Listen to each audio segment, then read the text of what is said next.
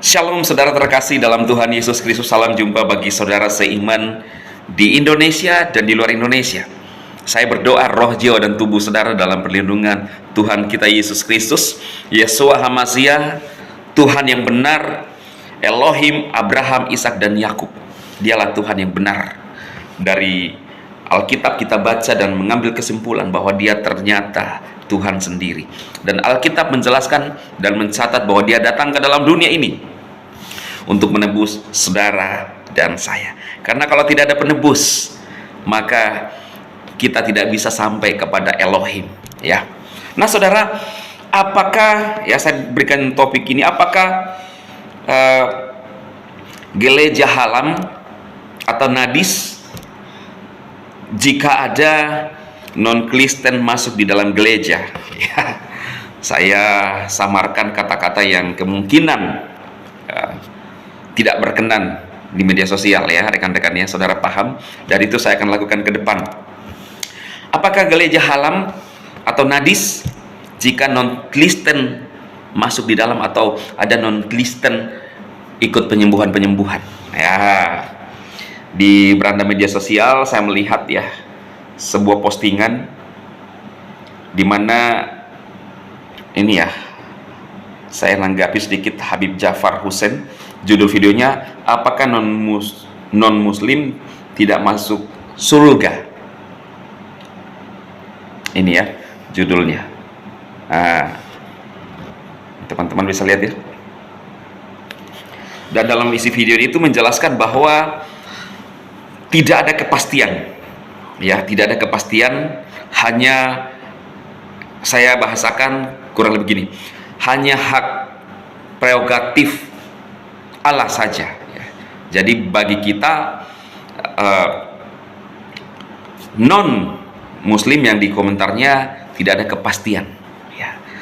Nah, maka itu saya tanggapi, saudara, bahwa kalau kita, iman kita, mungkin itu iman mereka, saudara, tapi kita nggak usah terganggu dengan iman mereka, ya. Mereka memberikan pernyataan-pernyataan, tapi iman kita bahwa yang akan masuk dalam kerajaan surga adalah orang yang percaya kepada Kristus, orang yang ditebus dengan darah Kristus. Ya, saya samarkan lagi, saudara. Nah, itu jelas, ya, Yohanes 3:16, Kisah 4 ayat 12, kemudian Roma 10 ayat 9, semua jelas, ya, kebenaran yang sejati. Dan orang mungkin bingung membedakan bagaimana sih kebenaran sejati itu. Bagaimana sih? Kata Yesus, kamu harus lihat dari perilaku.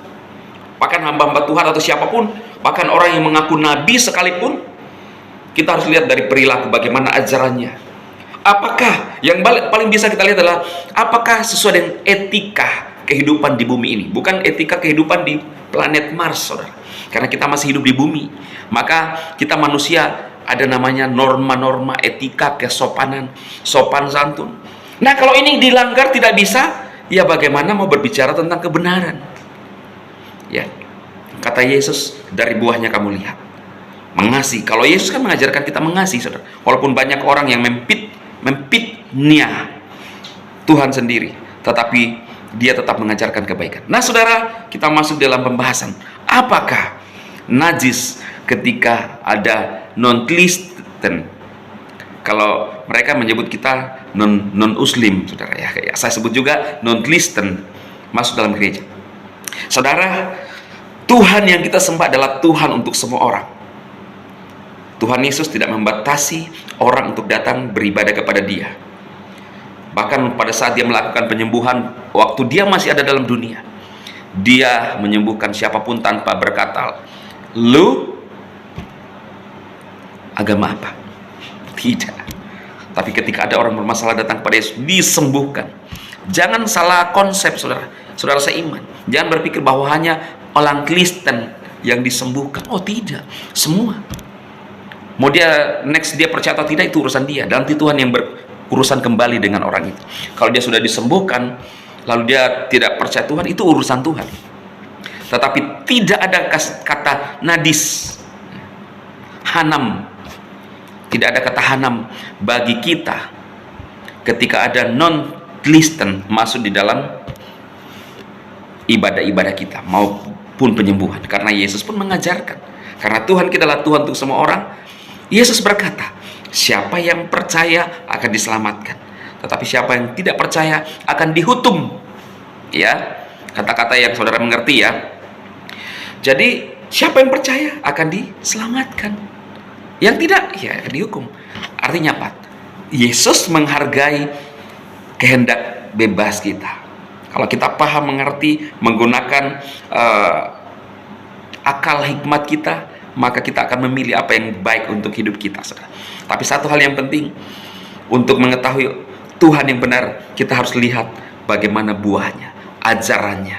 Ya, kalau iman Kristen, Tuhan mengasihi semua orang tanpa ada kotak-kotak. Ini kotak 1, ya. Ini kotak 2, kotak lain, lalu kemudian ini tidak berkenan. Tidak. Tapi Tuhan Yesus mengasihi semua orang, dan Dia akan datang kembali membuktikan bahwa Dia Tuhan, masih hidup sampai sekarang untuk menyelamatkan orang yang percaya kepada Dia. Tuhan Yesus memberkati. Jangan lupa share video ini untuk memberkati saudara seiman, menguatkan iman mereka tetap kuat di dalam Tuhan, dan memberikan pemahaman tentang sebuah kebenaran yang sejati. Tuhan memberkati.